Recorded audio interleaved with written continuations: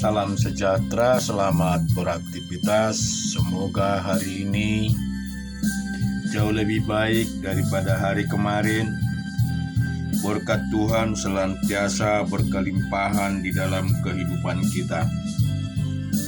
Kita akan renungkan firman Tuhan terambil dari Matius pasal 26. Kita baca dari ayat 57 sampai dengan 75. Sesudah mereka menangkap Yesus, mereka membawanya menghadap Kaifas, imam besar. Di situ telah berkumpul ahli-ahli Taurat dan tua-tua, dan Petrus mengikuti dia dari jauh sampai ke halaman imam besar. Dan setelah masuk ke dalam, ia duduk di antara pengawal-pengawal untuk melihat kesudahan perkara itu. Imam-imam kepala, malah seluruh mahkamah agama mencari kesaksian palsu terhadap Yesus, supaya ia dapat dihukum mati. Tetapi mereka tidak memperolehnya walaupun tampil banyak saksi dusta. Tetapi akhirnya tampillah dua orang yang mengatakan, orang ini berkata, aku dapat merubuhkan bait Allah dan membangunnya kembali dalam 3 hari. Lalu imam besar itu berdiri dan berkata kepadanya,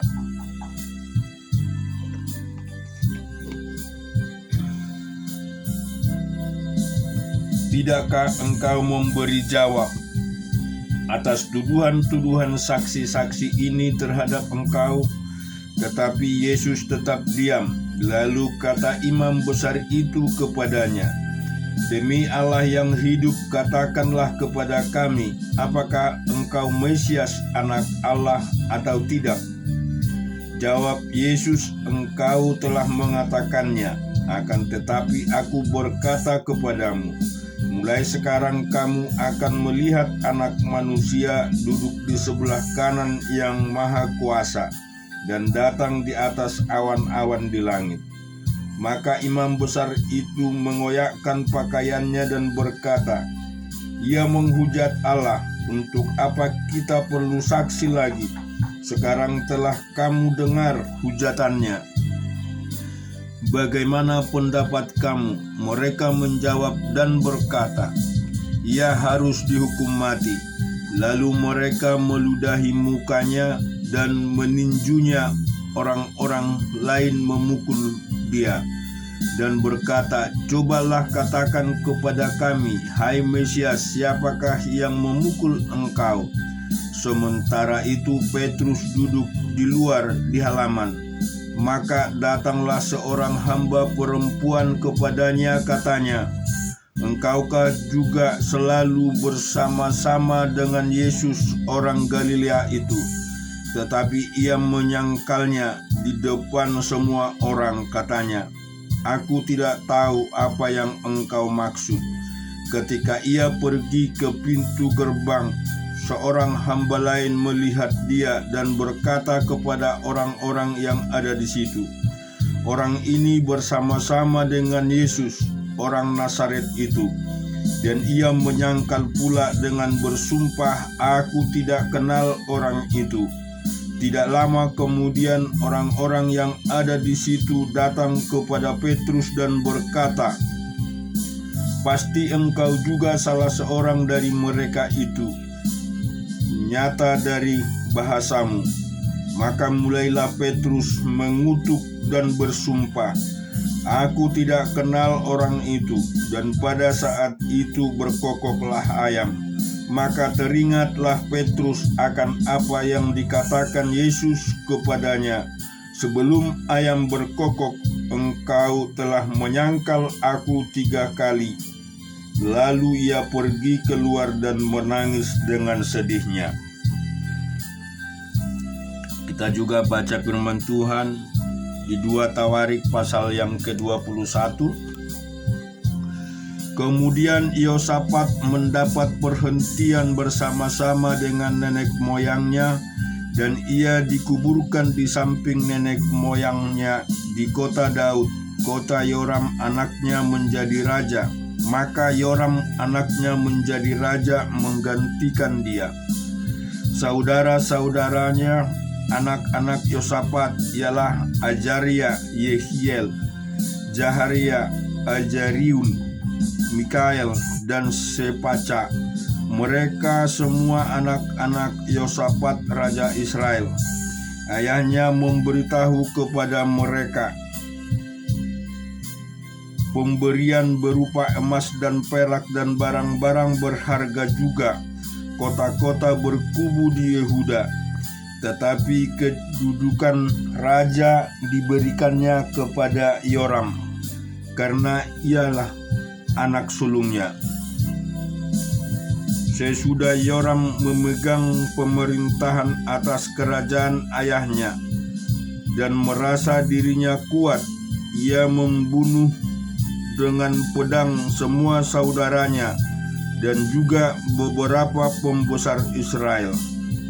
Yoram berumur 32 tahun pada waktu ia menjadi raja.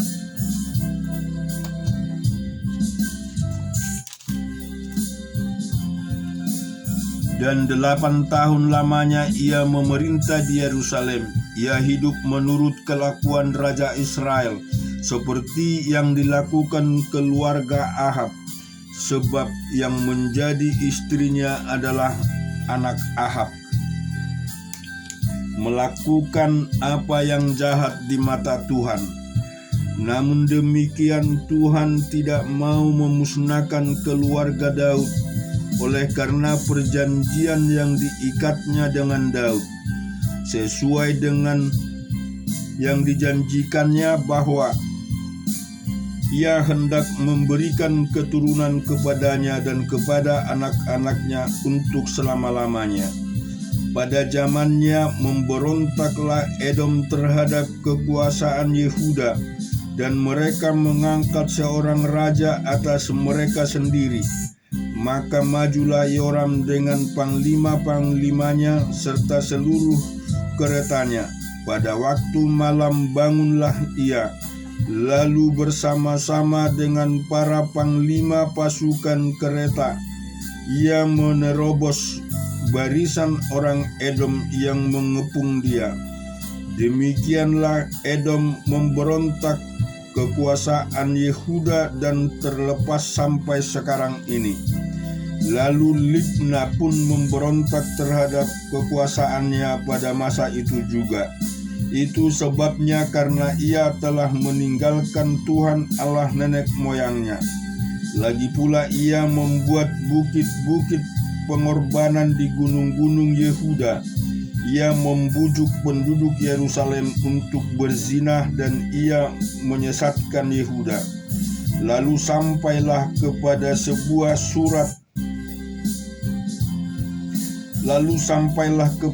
sebuah surat dari Nabi Elia yang bunyinya, "Beginilah firman Tuhan, Allah Daud, bapa leluhurmu, karena engkau tidak hidup mengikuti jejak Yosafat ayahmu dan Asa raja Yehuda, melainkan hidup menurut kelakuan raja-raja Israel, dan membujuk Yehuda dan penduduk-penduduk Yerusalem untuk berzina, sama seperti yang dilakukan keluarga Ahab, dan juga karena engkau telah membunuh saudara-saudaramu, seluruh keluarga ayah yang lebih baik daripadamu. Maka Tuhan akan mendatangkan tulah besar atas rakyatmu, anak-anakmu, istri-istrimu, dan atas semua harta milikmu.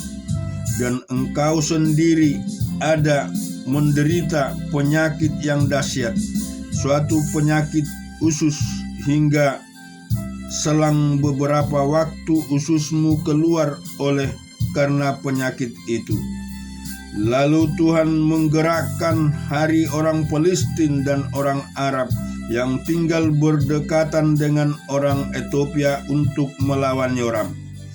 Maka mereka maju melawan Yehuda, memasukkan dan mengangkut segala harta milik yang terdapat di dalam istana raja sebagai jarahan, juga anak-anak dan istri-istrinya, sehingga tidak ada seorang anak yang tinggal padanya kecuali Yoas anaknya yang bungsu. Sesudah semuanya ini Tuhan menulahinya dengan penyakit usus yang tidak dapat sembuh. Beberapa waktu berselang, kira-kira sesudah lewat 2 tahun, keluarlah ususnya karena penyakitnya itu. Lalu ia mati dengan penderitaan yang hebat. Rakyatnya tidak menyalakan api baginya seperti yang diperbuat mereka bagi nenek moyangnya. Ia berumur 32 tahun pada waktu ia menjadi raja, dan 8 tahun lamanya ia memerintah di Yerusalem. Ia meninggal dengan tidak dicintai orang. Ia dikuburkan di kota Daud, tetapi tidak di dalam pekuburan raja-raja. Kita juga baca di Bilangan 31 dari ayat 25 sampai 54. Tuhan berfirman kepada Musa, "Hitunglah jumlah rampasan yang telah diangkut yang berupa manusia dan hewan, engkau ini dan Imam Eliasar serta kepala-kepala puak umat itu. Lalu bagi dualah rampasan itu kepada pasukan bersenjata yang telah keluar berperang dan kepada segenap umat yang lain. Dan engkau harus menghususkan upeti bagi Tuhan dan para prajurit yang keluar bertempur itu, yakni 1 dari setiap 500, baik dari manusia, baik dari lembu, dari keledai, dan dari kambing domba. Dari yang setengah yang telah didapat mereka haruslah engkau mengambilnya, lalu menyerahkannya kepada Imam Eliasar sebagai persembahan khusus bagi Tuhan. Tetapi dari yang setengah lagi yang untuk orang Israel lain harus engkau ambil satu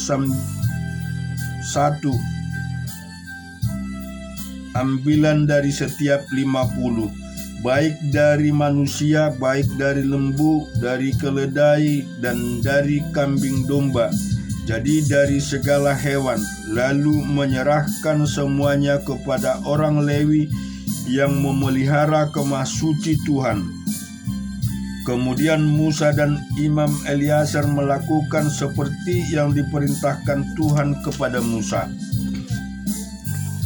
Adapun rampasan, yakni yang masih tinggal dari apa yang telah dijarah laskar itu, berjumlah 675.000 ekor kambing domba dan 72.000 ekor lembu dan 61.000 ekor keledai.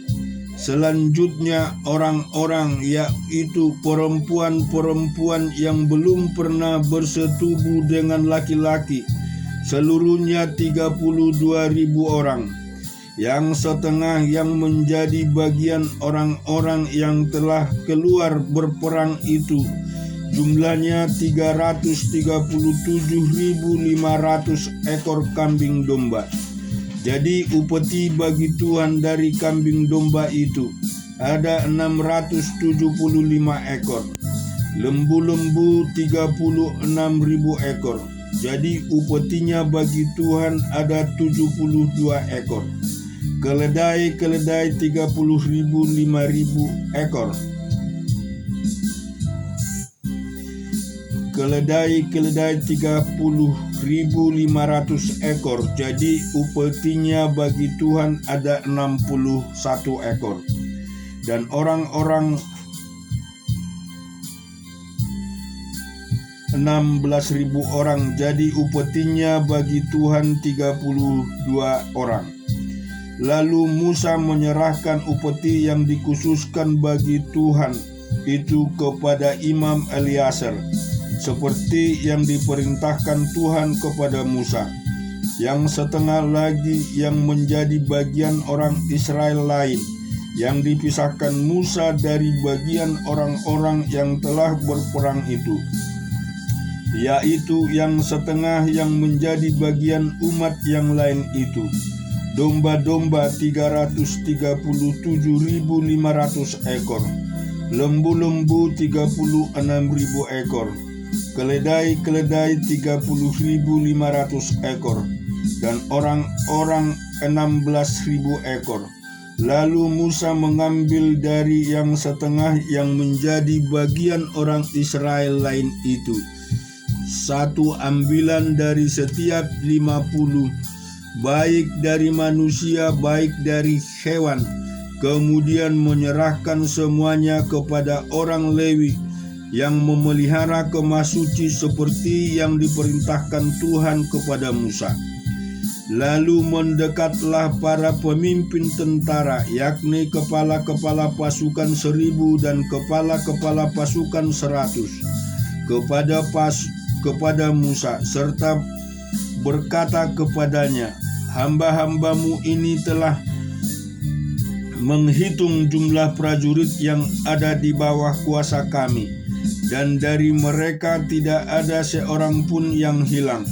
Sebab itu kami mempersembahkan sebagai persembahan kepada Tuhan apa yang didapat masing-masing, yakni barang-barang emas, gelang kaki, gelang tangan, cincin meterai, anting-anting, dan kerongsang untuk mengadakan perdamaian bagi nyawa kami di hadapan Tuhan.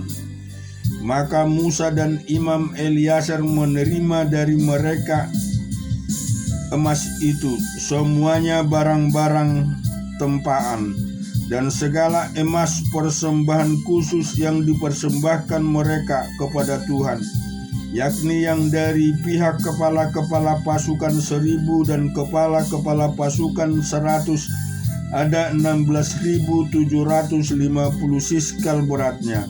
Tetapi prajurit-prajurit itu masing-masing telah mengambil jarahan bagi dirinya sendiri.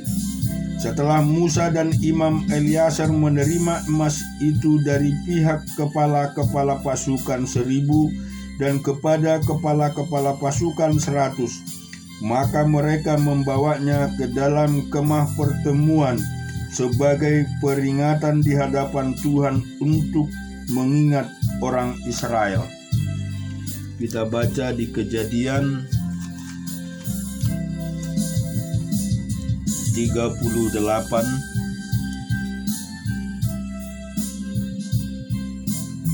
Pada waktu itu Yehuda meninggalkan saudara-saudaranya dan menumpang pada seorang adulan yang namanya Hira. Di situ Yehuda melihat anak perempuan seorang Kanaan, namanya orang itu ialah Siwa. Lalu Yehuda kawin dengan perempuan itu dan menghampirinya. Perempuan itu mengandung lalu melahirkan seorang anak laki-laki dan menamai anak itu Er. Sesudah itu perempuan itu mengandung lagi lalu melahirkan seorang anak laki-laki dan menamai anak itu Onan.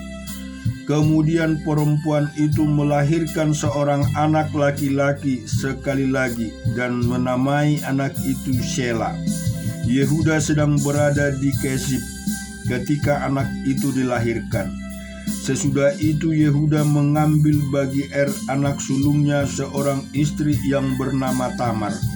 Tetapi Er anak sulung Yehuda itu adalah jahat di mata Tuhan. Maka Tuhan membunuh dia. Lalu berkatalah Yehuda kepada Onan, hampirilah istri kakakmu itu, kawinlah dengan dia sebagai pengganti kakakmu, dan bangkitkanlah keturunan bagi kakakmu. Tetapi Onan tahu bahwa bukan ia yang empunya keturunannya nanti, sebab itu setiap kali ia menghampiri istri kakaknya itu, ia membiarkan maninya terbuang supaya ia jangan memberi keturunan kepada kakaknya. Tetapi yang dilakukannya itu adalah jahat di mata Tuhan, maka Tuhan membunuh dia juga. Lalu berkatalah Yehuda kepada Tamar menantunya itu, tinggallah sebagai janda di rumah ayahmu sampai anakku Shelah itu besar. Sebab pikirnya jangan-jangan ia mati seperti kedua kakaknya itu. Maka pergilah Tamar yang tinggal di rumah ayahnya. Setelah beberapa lama matilah anak Syua istri Yehuda. Habis berkabung pergilah Yehuda ke Timna kepada orang-orang yang menggunting bulu domba-dombanya bersama dengan Hira sahabatnya orang Adulam itu. Ketika dikabarkan kepada Tamar, bapak mertuamu sedang di jalan ke Timna untuk menggunting bulu domba-dombanya, maka ditinggalkannya lah pakaian kejandannya. Ia bertelengkung dan berselubung, lalu pergi duduk di pintu masuk ke Enaim yang di jalan ke Timna. Karena dilihatnya bahwa Shelah telah menjadi besar dan dia tidak diberikan juga kepada Shelah itu untuk menjadi istrinya. Ketika Yehuda melihat dia, disangkanyalah dia seorang perempuan sundal karena ia menutupi mukanya. Lalu berpalinglah Yehuda mendapatkan perempuan yang di pinggir jalan itu serta berkata, marilah aku mau menghampiri engkau, sebab ia tidak tahu bahwa perempuan itu menantunya. Tanya perempuan itu, apakah yang akan kau berikan kepadaku jika engkau menghampiri aku? Jawabnya, aku akan mengirimkan kepadamu seekor anak kambing dari kambing dombaku. Kata perempuan itu, asal engkau memberikan tanggungannya sampai engkau mengirimkan kepadaku. Tanyanya, apakah tanggungan yang harus kuberikan kepadamu? Jawab perempuan itu, cap meteraimu seperti kalungmu dan tongkat yang ada di tangan itu. Lalu diberikannya semua itu kepadanya, maka ia menghampiri perempuan itu mengandung daripadanya. Bangunlah perempuan itu lalu pergi, ditinggalkannya telengkungnya dan dikenakannya pula pakaian kejandaannya. Adapun Yehuda, ia mengirimkan anak kambing itu dengan perantaran sahabatnya, orang Adulam itu, untuk mengambil kembali tanggungannya dari tangan perempuan itu. Tetapi perempuan itu tidak ada dijumpai lagi. Ia bertanya-tanya di tempat tinggal perempuan itu, di manakah perempuan jalang yang duduk tadinya di pinggir jalan di Enaim itu. Jawab mereka, tidak ada di sini perempuan jalang. Kembalilah ia kepada Yehuda dan berkata, tidak ada kujumpai dia. Dan juga orang-orang di tempat itu berkata, tidak ada perempuan jalang di sini. Lalu berkatalah Yehuda, biarlah barang-barang itu dipegangnya, supaya kita jangan menjadi buah olok-olokan orang. Sungguhlah anak kambing itu telah kukirimkan, tetapi engkau tidak menjumpai perempuan itu. Sesudah kira-kira 3 bulan dikabarkanlah kepada Yehuda, Tamar menantunya bersundal, bahkan telah mengandung dari persundalannya itu. Lalu kata Yehuda, bawalah perempuan itu supaya dibakar. Waktu dibawa perempuan itu menyuruh orang kepada mertuanya mengatakan, dari laki-laki yang empunya barang-barang inilah aku mengandung. Juga dikatakannya, periksalah siapa yang empunya cap meterai serta kalung dan tongkat ini. Yehuda memeriksa barang-barang itu lalu berkata, bukan aku, tetapi perempuan itulah yang benar. karena memang aku tidak memberikan dia kepada Sela anakku, dan ia tidak bersetubuh lagi dengan perempuan itu. Pada waktu perempuan itu hendak bersalin, nyatalah ada anak kembar dalam kandungnya. Dan ketika ia bersalin, seorang dari anak itu mengeluarkan tangannya, lalu dipegang oleh bidan, dilihatnya dengan benang, diikatnya dengan benang karmiji serta berkata, "Inilah lebih dahulu keluar." Ketika anak itu menarik tangannya kembali, keluarlah saudaranya laki-laki, dan bidan itu berkata, "Alangkah kuatnya engkau menembus keluar." Maka anak itu dinamai Peres. Sesudah itu keluarlah saudaranya laki-laki yang tangannya telah berikat benang karmiji itu. Lalu kepadanya diberi nama Zerah. Amin. Tuhan memberkati kita semua.